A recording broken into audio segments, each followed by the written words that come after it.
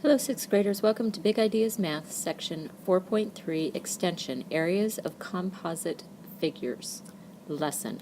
Pause while you write Section 4.3, Extension, Lesson in your math notebook. Pause again while you write the lesson objective. Use different area formulas to find the area of a composite figure in your math notebook. Write the vocabulary in your math notebook. Be sure to copy the following key term, definition, and example exactly as it appears into your notebook. A composite figure is a figure made up of triangles, squares, rectangles, semicircles, and other two-dimensional figures. Be sure to copy the example exactly as it is. Example 1 is on page 172 in your math textbook. Finding the area of a composite figure. Find the area of the purple figure. You can separate the figure into a rectangle and a trapezoid. Count grid lines to find the dimensions of each figure, then find the area of each figure.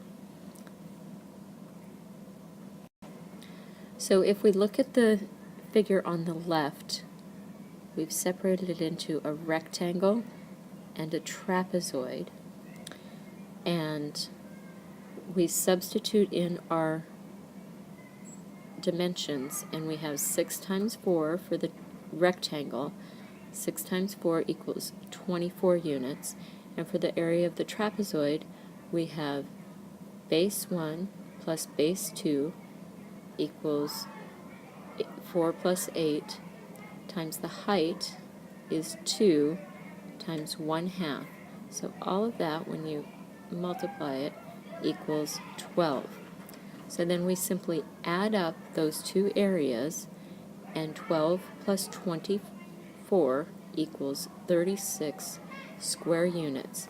So that's the area of the entire purple figure. And it asks us to check our result by counting square units. So we could do that. So when we count the squares, there are 34 full squares, 4 and 4 half squares. So the area is 34 times 1 plus 4 half squares, which equals 36 square units.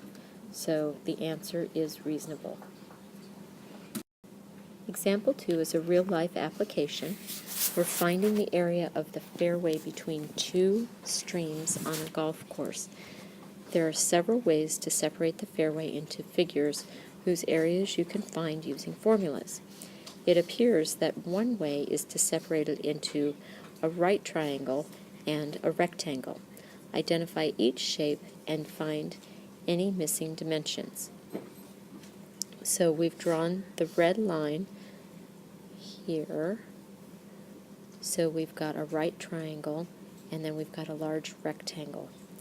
And it says the height of the right triangle is 30 yards, and we figured that out because the left side here is 70 yards, and on the right we've got 40 yards, so 70 minus 40 equals 30 yards. And so we'll look at our area of a rectangle first. Area is length times width, so the length is 70 and the width is 40, and when we multiply that out it gives us 2,800 square yards. And the area of the right triangle is 1/2 base times height, so we take 40 times 30, and that equals 1,200, and then half of that is 600 square yards. So the area of the fairway is 2,800 plus 600, which equals 3,400 square yards.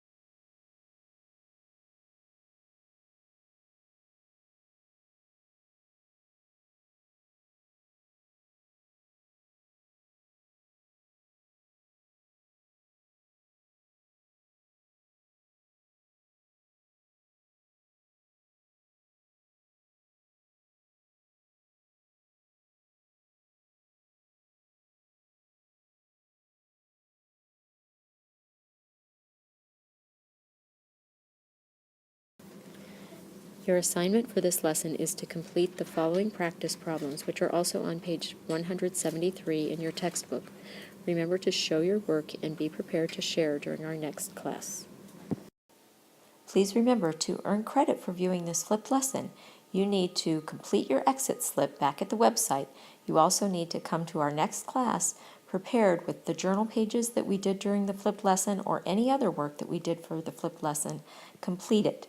You also need to be prepared with any work that was assigned in the flipped lesson completed, and be ready with any questions you have for your teacher, and as always, have a good attitude. We'll see you tomorrow in class.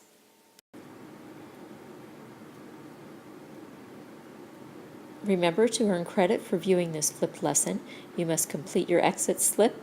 You must come to our next class prepared with your journal pages or any other work that we did during the flipped lesson completed, and you need to be prepared with any work that was assigned during the flipped lesson completed. Be prepared with any questions you have about the content of the flipped lesson and a good attitude. We'll see you in class tomorrow.